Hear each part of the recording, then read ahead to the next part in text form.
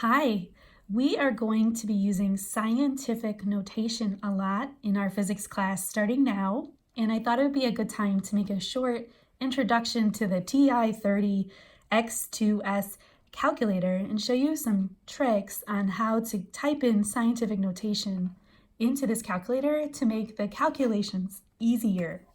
So a pretty typical number that we might be working with is, let's just pick 1.6 times 10 to the minus 6.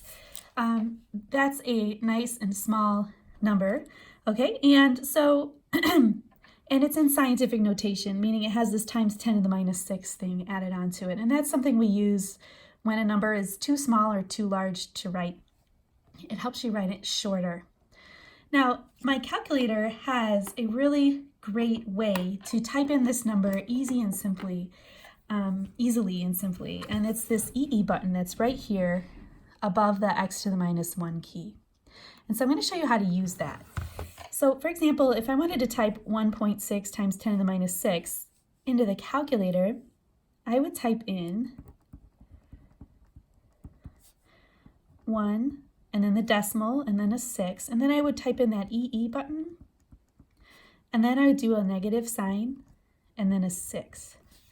So to show you, I'm going to do that now in the calculator, so you'll see I'm going to type in 1.6. Now to get to the EE button, I have to press the second and then the x to the minus 1.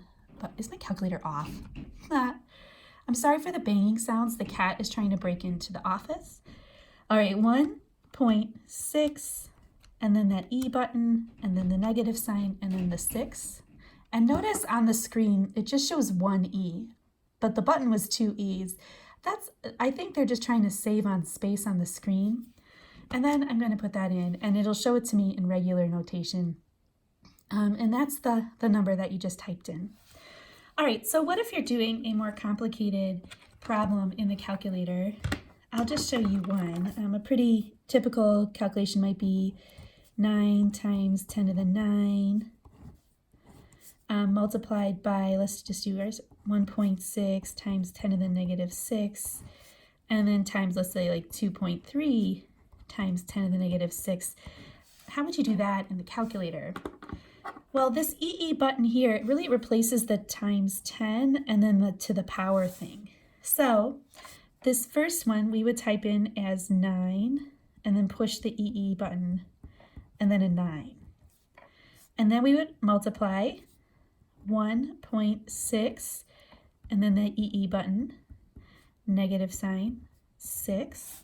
So just like we did up here.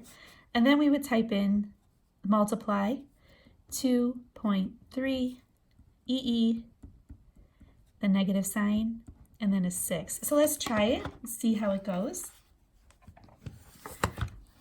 So I have 9 E9 times, I'll show you the buttons, 1.6, and then I push second, and then the x to the minus 1 to get that E to show up, and then negative 6 times 2.3, then I do that second button and the negative 1 button, negative 6, and then I press enter, and I get 0.03312. I'm just going to write that down really fast. Awesome. Okay, now the last question I want to answer is, what happens if how will your calculator sometimes give you stuff in scientific notation? So I'm gonna divide this final answer by like 1 million. That wasn't enough. Wait, let me try it again. I'll divide that by another 1 million. Aha, okay. So you see how it's reporting that? 3.312, and then you see that little times 10, and then there's a minus sign, 14. So this is really reporting 3.312 times 10 to the negative 14. So that's how your calculator is going to show you scientific notation. Lovely. So that was my introduction to using the calculator. And just so you know, if you have an iPhone and that's your calculator, if you turn it landscape style, it should give you access to that EE button, just like we used on the TI-30.